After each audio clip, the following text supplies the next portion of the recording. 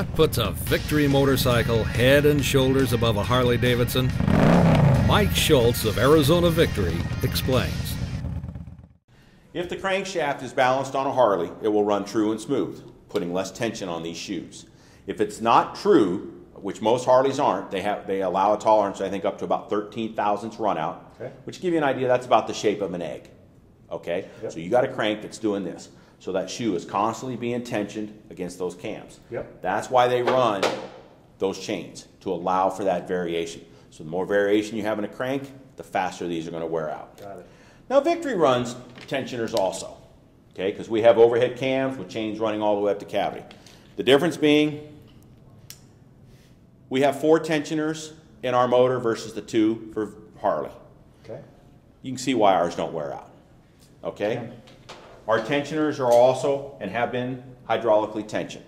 As the motor fires up, it pumps out, tensions the proper tension on the chains, and they run smooth. Remember earlier when I started that Harley in the back and it had that little ticking noise? Yep. It's got 18,000 miles on the motor. Yep.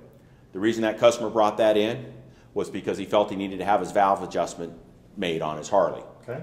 He wasn't real happy when I explained to him, you have hydraulic lifters in here that you do not require a valve adjustment.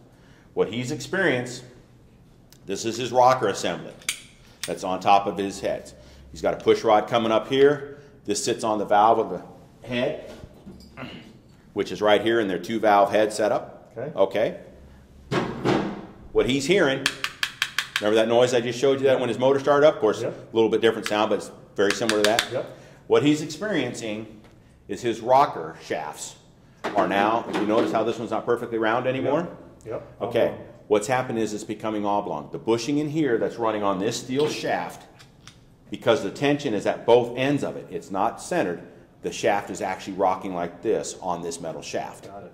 The problem with that is that what he's hearing ticking is this shaft is actually bouncing on that. Got it. And when I explained to him the only way we can correct that is to replace the rocker assembly, and I highly recommend to go with roller rockers that would help give him longevity, that is why.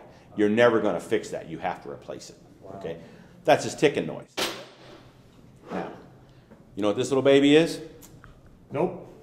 This is the oil pump. Okay? Now, you were mentioning you were looking at the street glide. Okay? One of the things I want you to notice is if you could break yourself away to ride a street glide, rent one, whatever you want. We do have them here for rent. I highly recommend it. Okay. What I'd like you to do is after that motor warms up, pay particular attention to your oil pressure gauge. Okay. Okay? Now, you're a little younger than me, so you were probably taught to drive in the days when there's only been automatics and only idiot lights. I was taught in a day where everything was gauges. Okay.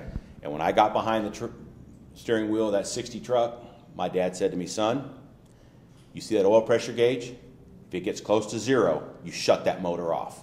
Okay. Now what you'll notice on that Harley that you rent and all other Harleys, okay, unless they've had the upgrade, that motor, once it's hot, will idle between 3 and 8 psi of oil. 3 and 8, not 38, 3 and 8. Wow. Which is pretty close to 0 on the needle when you look at the way their gauges are calibrated. Okay? It's pretty close to 0 in my book anyway. Physically, I would shut that motor off because the message I'm getting is I have no oil pressure. That's what Harley is notorious for, and that's why they have bottom end problems. They have no oil pressure, creates a lot of friction, a lot of heat. That's what takes out the motors. Okay. And so, Roger, this is, of course, the fueling oil pump, and the difference between this and the stock pump, like I said earlier, is the higher flow, more pressure, and as you can see, it's an aftermarket pump for the Harley. And there's a reason there's an aftermarket for the pump for the Harley. You know what that is? No, Mike. Because it's an improvement. Do you know why there's not an aftermarket oil pump for the Victory? I'm going to go with there's no way to improve it. Bingo. Basically what I was pointing out with the difference in the charging systems with the Victory and the Harley, another thing that's important is Harley is cooling their charging system and their clutch with 1 quart of oil. Whereas Victory is circulating 5 quarts of oil through the cooling system, through the clutch, etc. Hence, we don't burn out our clutches, we don't burn out our stators because we're keeping them as cool as possible. That's a real integral part of the Victory motors. This is the Victory oil pump. We idle at 50 psi, we run down the road at 70 psi. Wow. Do you now understand why Victory bottom ends do not come apart? Got it. Okay. This is also a dual purpose pump. We are also using one side of it for a high flow, low pressure to send oil to our oil cooler, which then sends it up to here down through the heads, down through the cylinders, back into the crankcase. So our pump does two functions. You can see from the pickup, it's a massive flowing oil pump.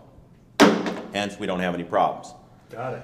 I mentioned the rocker assembly that you were hearing the ticking. Yep. This is an exhaust set of rockers. You see more up here, intake and stuff. If you notice, we're all roller rockers. We have hydraulically actuated pucks that ride right on the valves, that tension everything. That's why we don't have the noise, we don't have adjustment requirements, and we don't have the wear and tear. Nice. You don't see these things wearing out because all of our pressure is on a direct straight pivot. It's not side to side. Right. This is why our assemblies do not wear out.